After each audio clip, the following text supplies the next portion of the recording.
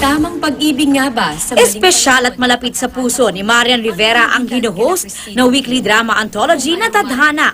Mag-iisang taon na itong naghahatid ng iba't ibang kwento ng mga OFW.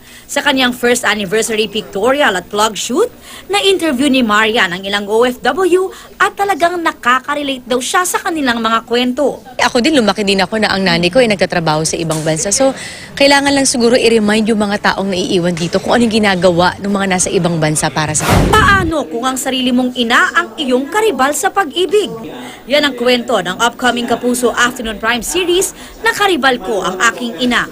Pagbibidahan ito ni Bea Binene na nagre-ready na raw para sa mas mature roles. For a change, very different Bea talaga. Kaya nakaka-excite pong mag-start. Yun nga lang, nakaka-pressure ding mag-start. Tanggaganap na kanyang ina at karibal ang nagbabalik kapusong hot mama na si Sunshine Cruz. Yung mga ibang nagagampanan kong mga roles, laging very simple. Very simple ako. Ngayon lang. Glam at pakabugan kami dito ng mga damit. Si Benjamin Alves naman ang gaganap na kanilang love interest.